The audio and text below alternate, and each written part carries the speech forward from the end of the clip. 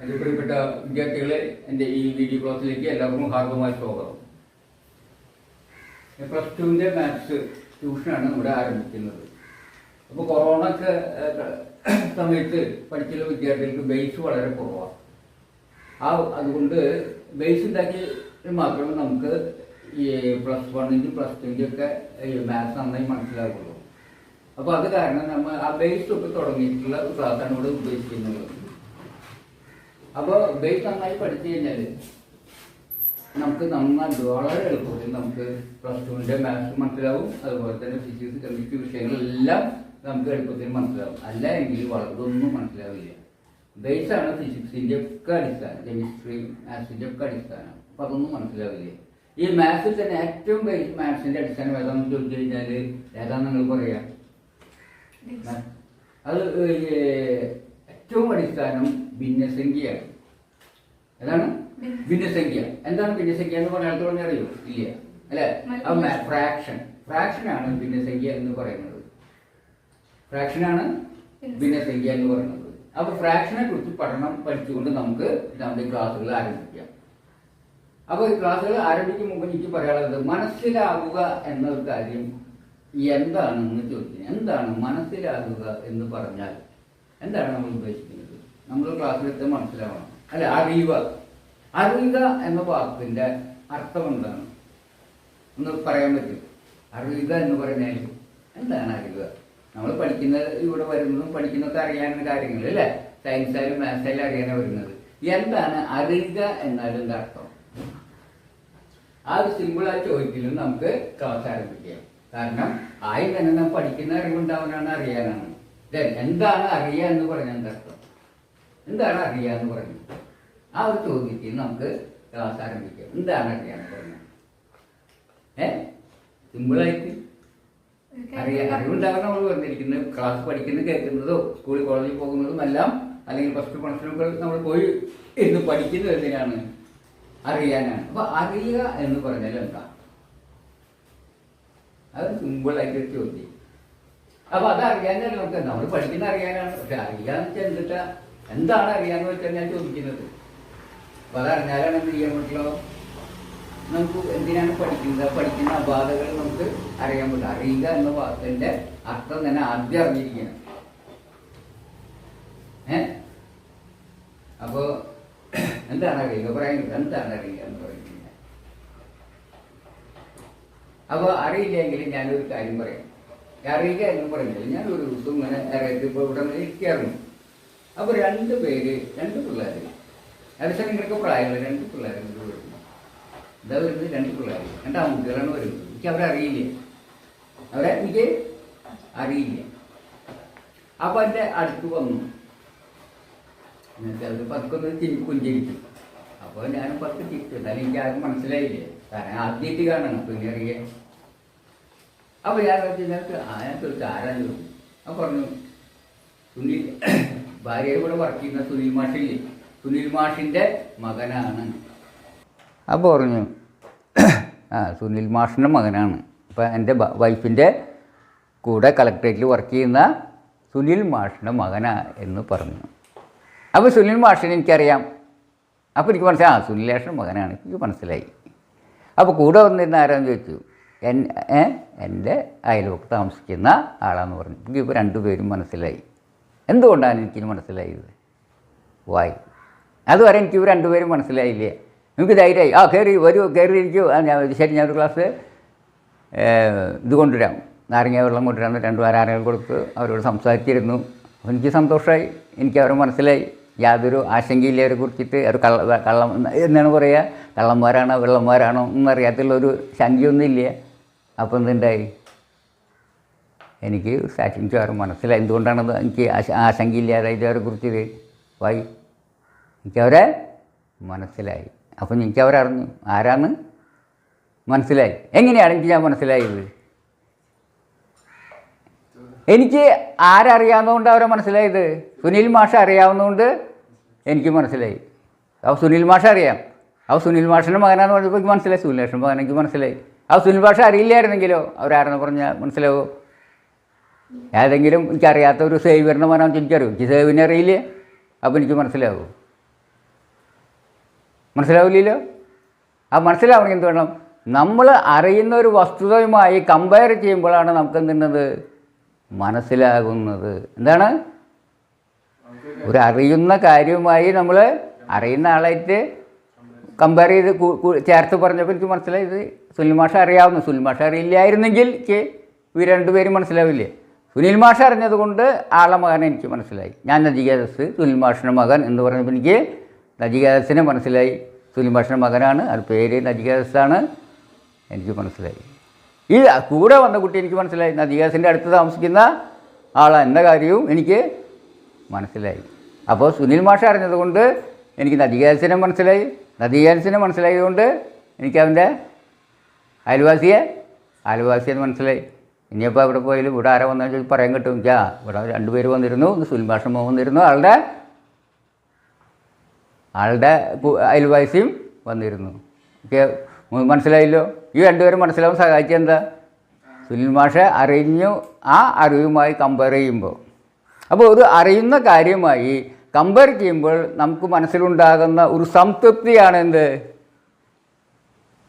ഉള്ളിലുണ്ടാകുന്നൊരു മനസ്സിലായി, ഒരു സംതൃപ്തി ഉണ്ടാവും ഇല്ലേ? അല്ല അതാരോ പെട്ടെന്ന് വരുമ്പോൾ നീയാണോ വരുന്നത്? ഞാൻ പെട്ടെന്ന് ആളെ മനസ്സിലായില്ല കേട്ടാ. എൻ്റെ ക്ലാസ്സിൽ 10-25 കൊല്ലം പഠിച്ച ആളാണ്. പെട്ടെന്ന് കണ്ടപ്പോൾ ഒരാൾ കയറി വരുന്നു, പെട്ടെന്ന് ഓർമ്മ വന്നു, നീ അറിയുന്നോ? ഇങ്ങനെ കണ്ടിട്ട് പെട്ടെന്ന് മനസ്സിലായിട്ട്. ഇപ്പോൾ മനസ്സിലായിട്ടാ എന്താ ഇവിടെ പറയുന്നത്? നമുക്കൊരു പഴയ ഓർമ്മയായിട്ട് കണക്ട് ചെയ്യുകയും നമുക്ക് ആരെന്ന് ഒരു തിരിച്ചറിവ്, സുഖം ഉണ്ടാവുകയും ചെയ്യും, തൃപ്തി വരികയും ചെയ്യുന്നു. അതാണെന്ത് അറിയുക എന്ന് പറഞ്ഞാൽ, അല്ലേ? വേറെയാണോ? ഇങ്ങനെയല്ലേ നിങ്ങളറിയുന്നത്? ഞാൻ അങ്ങനെയാണ് അറിയുന്നത്, നിങ്ങളങ്ങനെ തന്നെയാണ് അറിയുന്നത്. അപ്പോൾ അറിയാൻ എന്താ മനസ്സിലായി?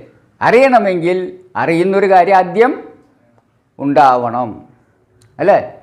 അപ്പോൾ ആ അറിവിൽ നിന്നാണ്.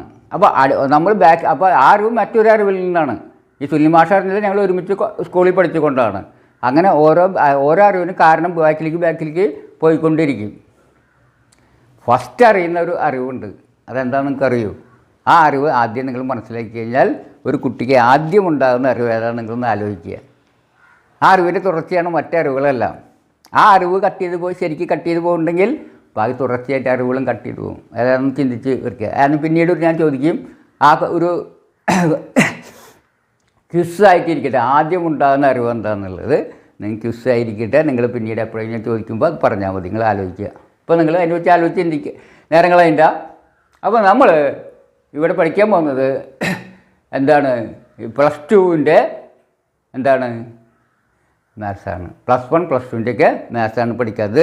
+2ൻ്റെ മാത്സിലൊക്കെ വരുന്നത് കാൽക്കുലസ് ഒക്കെ അതിൽ വരുമെന്ന് തോന്നുന്നു, അല്ലേ?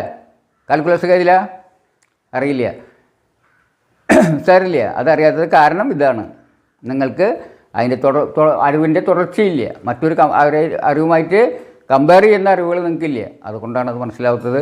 അപ്പോൾ കാൽക്കുലസ് എന്ന് പറഞ്ഞു കഴിഞ്ഞാൽ +1 +2 വരുന്ന ഒരു അടിസ്ഥാനമായ മാത്സാണ്, ഒരു അഡ്വാൻസ്ഡ് മാത്തമാറ്റിക്സാണ്. അത് വാസ്തവത്തിൽ നമുക്ക് നോക്കുകയാണെങ്കിൽ നിങ്ങൾ കണ്ടിട്ടില്ലെങ്കിലും ഞാനിവിടെ എഴുതാം. നിങ്ങൾ ചിലപ്പോൾ കണ്ടിട്ടില്ലെങ്കിൽ തന്നെ കാൽക്കുലസ് എന്താ പറയുക?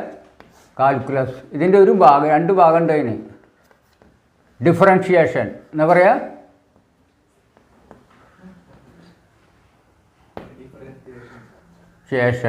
എന്താ പറയുക? Differentiation, integration. ഇതിന് 2 ഭാഗമുണ്ട്.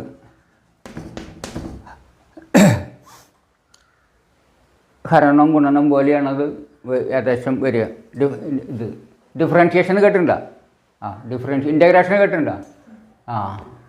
ഇത് ക്ലബ് ചെയ്ത് പറയുന്നതാണ്. എന്ത്? ഇവർ രണ്ടിനും ക്ലബ് ചെയ്ത് പറയുന്നതാണ്. രണ്ടിൻ്റെയും ഒരുമിച്ചുള്ള പേരാണെന്ത്? കാൽക്കുലസ്. കാൽക്കുലസിൻ്റെ 2 ബ്രാഞ്ചാണ് ഇത്, ഡിഫറൻഷിയേഷനും ഇൻ്റഗ്രേഷനും, അല്ലേ? അപ്പോൾ നമ്മൾ പറഞ്ഞ പോലെ ഈ ഗുണനം എന്ന് പറഞ്ഞാൽ കൂട്ടൽ തന്നെയാണ്, അല്ലേ? ഗുണനത്തിന് ഈ കൂട്ടലിൻ്റെ മറ്റൊരു രൂപമാണ് എന്ത്? ആണോ? അഡീഷൻ. അതായത് മൾട്ടിപ്ലിക്കേഷൻ എന്ന് പറഞ്ഞാൽ അഡീഷൻ്റെ മറ്റൊരു അഡ്വാൻസ്ഡ് ഫോമാണ്, അല്ലേ? ആണോ?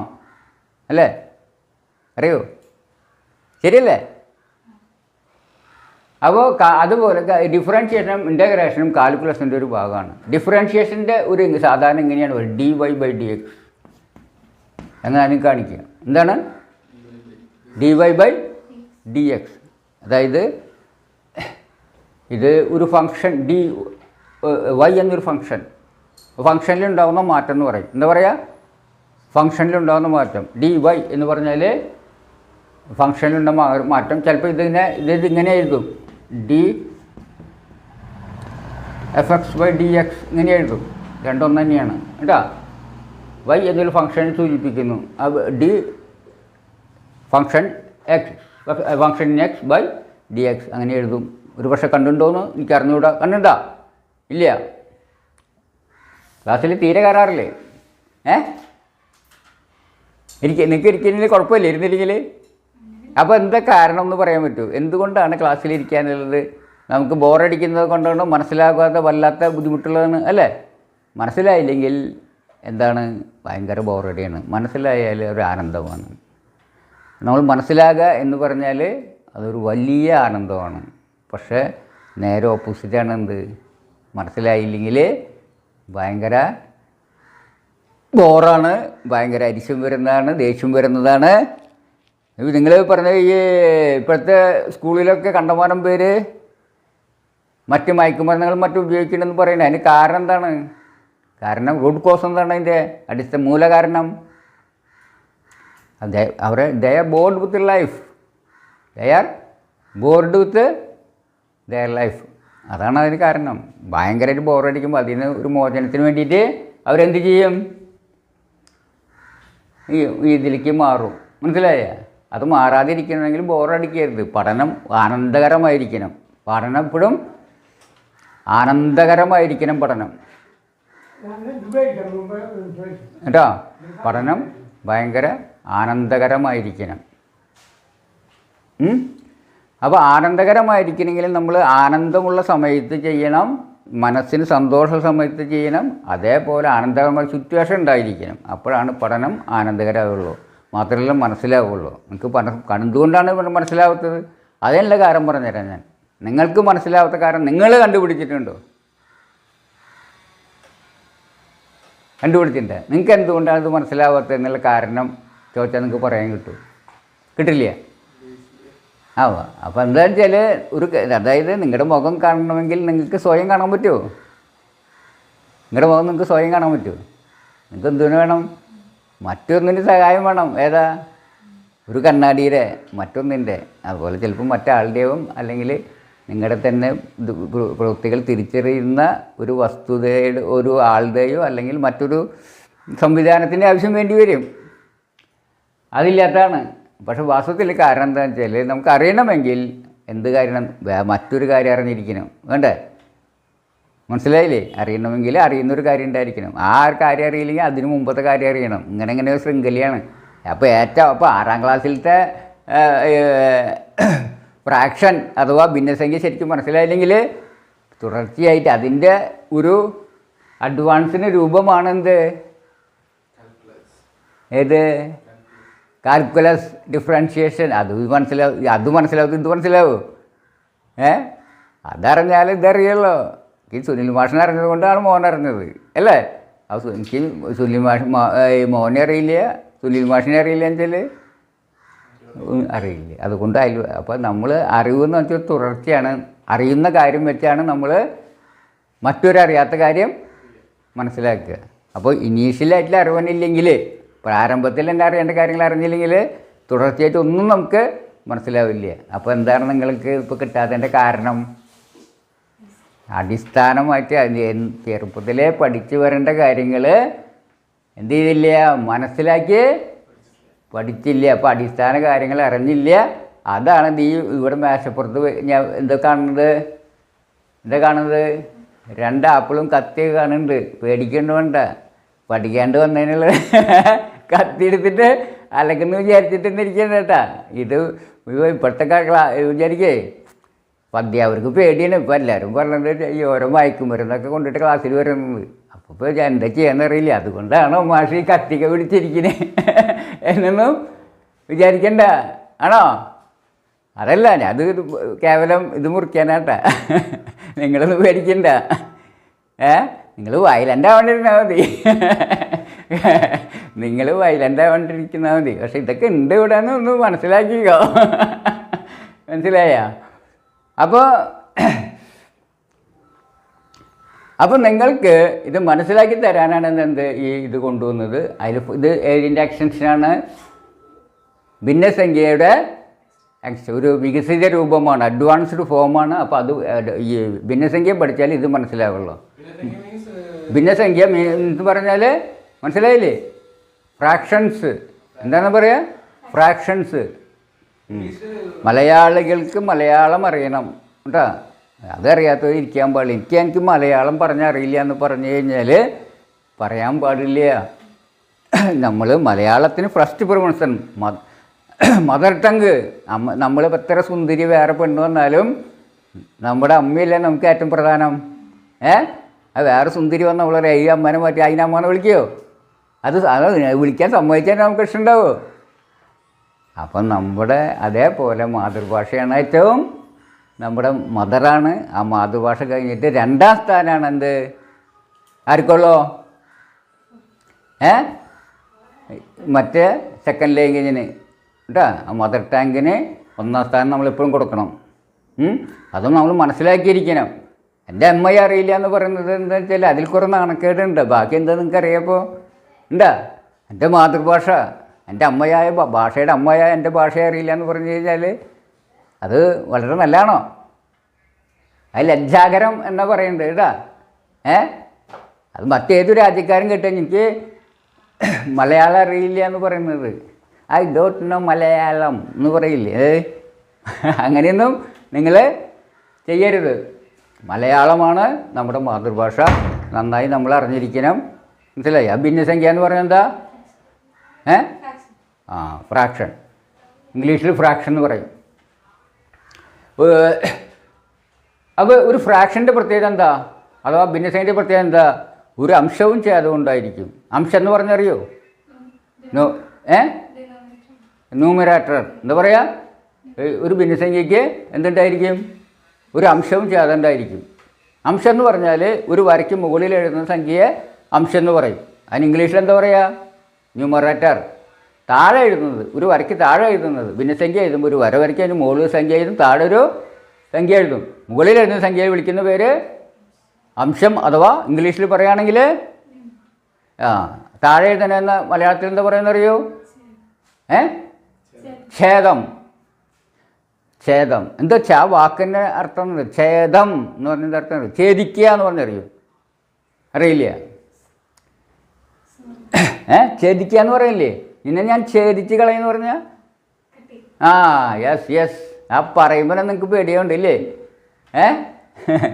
അപ്പോൾ ഭാഷയ്ക്ക് അങ്ങനെ ഒരു ഇതുണ്ട്. ആ വൈകാരിക ഭാഗം, ദേഷ്യം, കോപമൊക്കെ പകർത്താനുള്ള ഒരു കൺവേ ചെയ്യാനുള്ള കഴിവുണ്ട്. അത് മാതൃഭാഷയ്ക്കുള്ള മറ്റു ഭാഷയ്ക്ക് കിട്ടില്ല. അപ്പോൾ നമ്മളൊരു കാര്യം പറയാം, ഛേദം എന്ന് പറയാം. അതിന് ഇംഗ്ലീഷ് എന്തായിരിക്കും? ഡിനോമിനേറ്റർ അല്ലേ? അപ്പോൾ നമ്മൾ അടിയിലെ സംഖ്യയെ ഡിനോമിനേറ്റർ എന്ന് വിളിക്കുക, ഛേദം വിളിക്കുക. അപ്പോൾ ഒരു ഭിന്നസംഖ്യയാണെന്ന് നോക്കാനായിട്ട് എന്ത് ചെയ്താൽ മതി? ഒരു വര വരച്ചതിന് മുകളിൽ ഒരു സംഖ്യ എഴുതിയിട്ട് താഴെ ഒരു സംഖ്യ എഴുതിയിട്ടുണ്ടെങ്കിൽ അതെന്തായിരിക്കും? ന്യൂമറേറ്റർ മുകളിൽ അടിയിൽ ഡിനോമിനേറ്റർ എഴുതും ഒരു വരയ്ക്ക് അല്ലേ? ഇപ്പോൾ 3/4 അല്ലേ? This is a example of a fraction അല്ലേ? ദർ ഇസ് സ്മോൾ ലൈൻ അല്ലേ? ഒരു ചെറിയ വരയുണ്ട്. Above that line there is a number, below the line there is a another number. This number is called this number 4 denominator, and the number 3 is called the numerator. Okay, മനസ്സിലായ? അവൻ എന്താണ്? അപ്പോൾ ഇങ്ങനെ ഉണ്ടെങ്കിൽ ഇതൊരു is x by is this x by is a fraction? Yes. Why? എന്താണ് അതുകൊണ്ട്? This has a numerator and a denominator, then x by is a fraction. Then look at this. ഇതിലേക്ക് നോക്കുക. എന്താ നിങ്ങൾ കാണുന്നത്? എന്താ കാണുന്നത്? dy by dx അല്ലേ?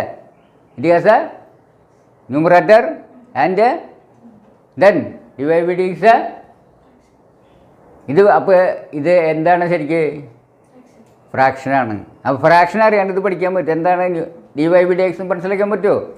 അപ്പോൾ ഈ അഡ്വാൻസ്ഡ് മാത്സിൻ്റെ ഫണ്ടമെൻ്റൽ ഏതാ? അടിസ്ഥാനം, ബേസിക് എന്താ? ഫ്രാക്ഷൻ. ഫ്രാക്ഷൻ ശരിക്കും മനസ്സിലായില്ലെങ്കിൽ ഇത് മനസ്സിലാവുമല്ലോ. അത് സെയിം അത് തന്നെയാണ്, അതിൻ്റെ സെയിം അപ്ലിക്കേഷൻ തന്നെയാണ്. മനസ്സിലായോ? ഓക്കെ. ദെൻ നമുക്ക് ഇതിലേക്ക് let us come to trigonometry.